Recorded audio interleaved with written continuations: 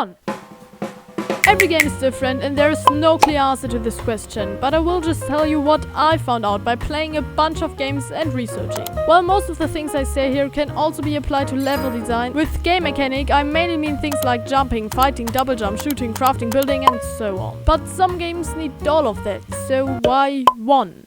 Well, a good approach is to start with one mechanic, and it should be introduced, then used in more and more difficult and complex challenges, and only after that combined with other mechanics. Maybe you need to have jumping and walking from the beginning, but if your game isn't fun yet, adding more game mechanics is not the answer. That's what Rob Lockett wrote in a blog post from 2016. Let's say you're an indie game developer and have an idea for a mechanic. Is it an original idea? If not, there are two options. Either the mechanic is unique, but someone else already had that idea before you, then you're just kinda unlucky and need to come up with a new idea. Or you have, for example, an idea for a game where you explore a 3D world, which has a unique aspect to it, fight monsters, and the combat system is also a bit different than in other games, and try to survive. But again, it has some slight differences. If you were a AAA studio, I would say, yes, that's a great idea, but games like I just described don't have one unique mechanic. They have a lot of mechanics that all play together to craft a unique world. And as an indie developer,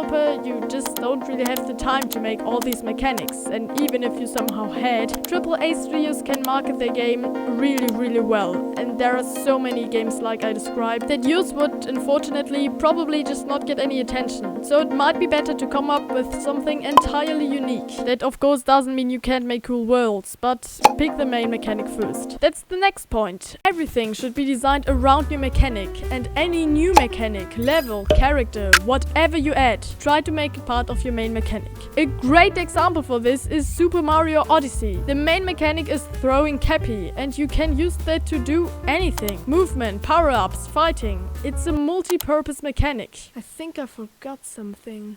Local multiplayer games. Have you ever tried playing something like Overcooked alone? The mechanics themselves aren't phenomenal, to say the least. The movement is great, but the cooking is almost like in a mobile game. The levels, movement and cooking is just the stuff that's designed around the main mechanic, which is the teamwork. The main mechanic in Overcooked is teamwork. Obviously, the answer to this question is really opinion-based, and like a lot of things in game design, there isn't a secret step-by-step list you can use. But hopefully now you at least know that this can't be the first level in your game.